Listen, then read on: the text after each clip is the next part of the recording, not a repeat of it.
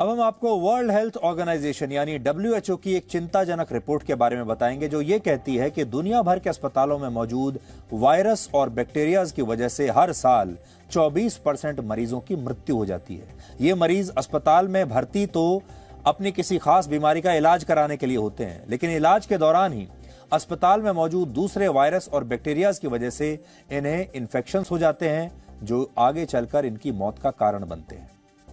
WHO ने यह सर्वे 106 देशों में 5 वर्षों तक किया और इस दौरान यह पता चला कि 11% देशों के पास अस्पतालों में होने वाले इन्फेक्शंस को रोकने के लिए कोई रणनीति मौजूद ही नहीं है, जबकि 54% देश ऐसे हैं जहां संक्रमण को रोकने के लिए अभियान तो चलाए जाते हैं लेकिन उन्हें प्रभावी रूप से लागू नहीं किया जाता। और बड़ी बात यह है कि इन देशों में भारत के अस्पतालों को भी शामिल किया गया है। इसी रिपोर्ट में लिखा है कि वर्ष 2020 में जब कोरोना की पहली लहर आई थी तब अस्पतालों में जितने लोग भर्ती हुए उनमें से 41% मरीजों को संक्रमण इन्हीं अस्पतालों से मिला। लेकिन एक बात स्पष्ट करना चाहते हैं आगे बढ़ने से पहले, हम ये बिल्कुल नहीं कह रहे हैं कि आपको अपना इलाज कराने के लिए अस्पताल नहीं जाना चाहिए। आपको जरूरत पड़ने पर अस्पताल जरूर जाना चाहिए, क्योंकि और नहीं तो कहां जाएंगे, अस्पताल तो जाना ही पड़ेगा। लेकिन साथ ही अस्पतालों में मौजूद संक्रमण से बचाव के लिए अब आपको खुद भी सावधान रहना चाहिए। आज हमने आपके लिए एक विशेष रिपोर्ट तैयार की है जो आपको यह बताएगी कि अगली बार अस्पताल जब आप जाएं तो आपको किन किन चीजों का ध्यान रखना है, वरना आप अस्पताल तो जाएंगे अपनी किसी बीमारी का इलाज कराने के लिए, लेकिन अस्पताल में और भी बहुत सारे इन्फेक्शंस मौजूद होते हैं और आप उस बीमारी के अलावा उस बीमारी का तो इलाज शायद आपने करा लिया लेकिन दूसरा इन्फेक्शन लेकर आप कहीं न घर लौटें। इसके लिए आपको यह रिपोर्ट ध्यान से देखनी चाहिए। बीमारी का इलाज करने वाले अस्पताल में ही बीमारी बढ़ने लगे तो क्या करेंगे आप? इसी डर से कई लोग अस्पताल जाने से कतराते हैं।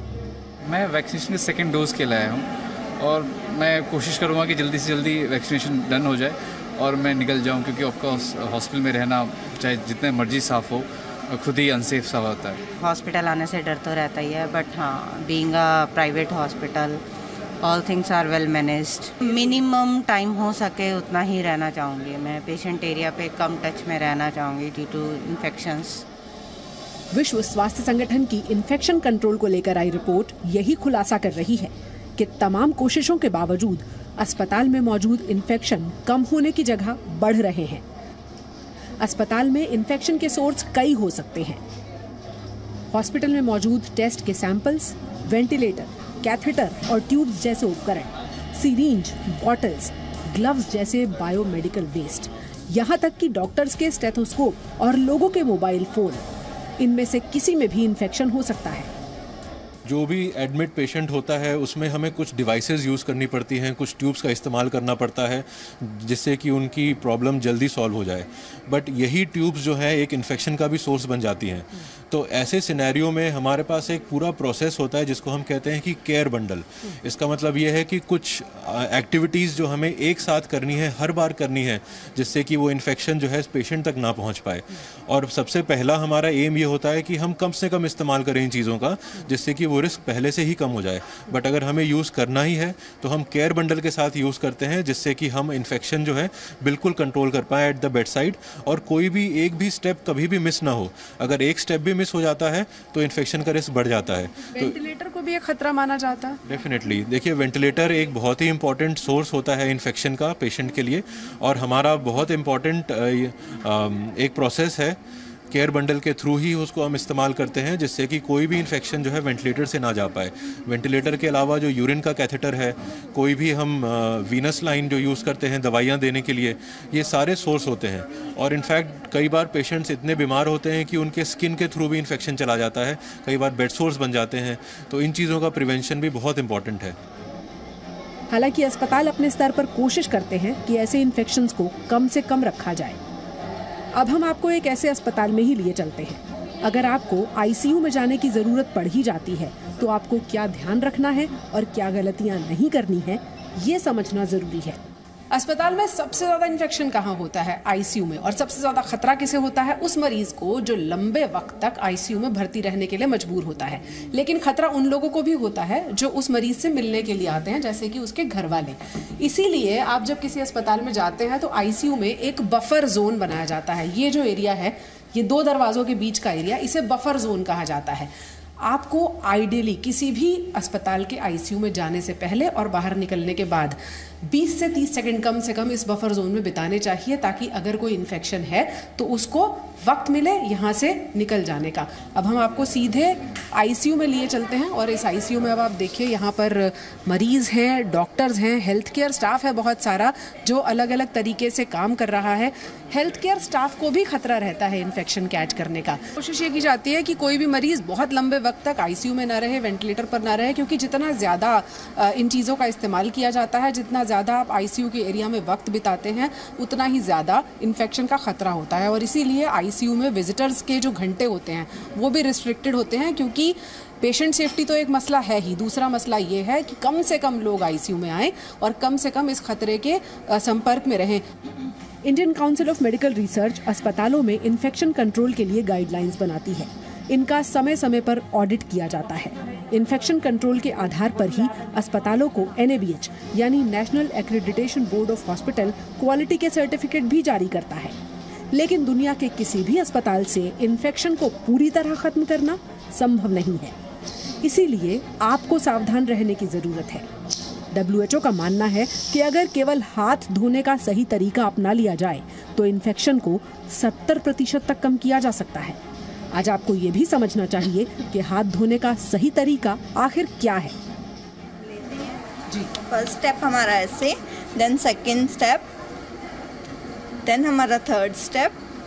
Every step we will do F at 5 times, then interlocking at we knuckle clean.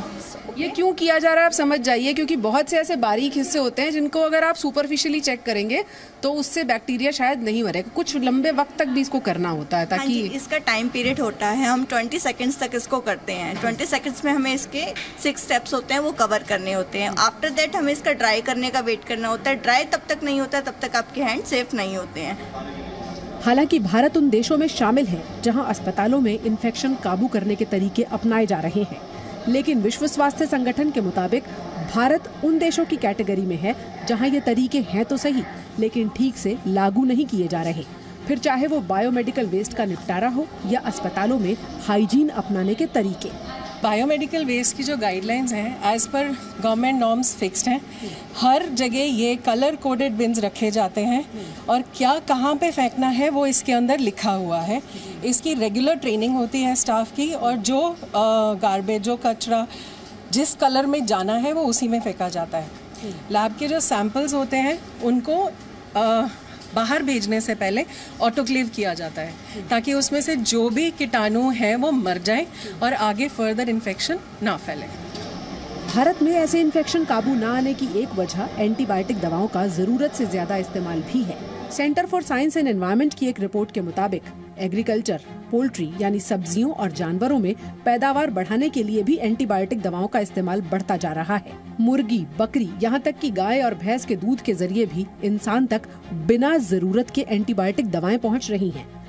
एक अनुमान के मुताबिक एंटीबायोटिक दवाओं की 70% खपत फार्मिंग में होती है और 30% इंसानों में होती है।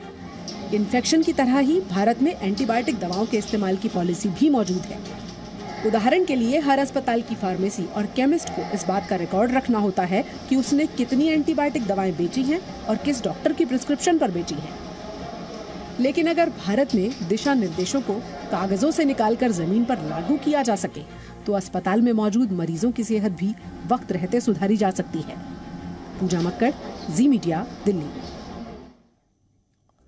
तो अगली बार जब आप अस्पताल जाएं, वैसे तो भगवान ना करे कि आपको अस्पताल जाने की जरूरत पड़े, लेकिन अगर जाना ही पड़ जाए तो सावधान रहिए और ये देखिए कि आप अस्पताल से कोई दूसरा इन्फेक्शन ना लेकर आए।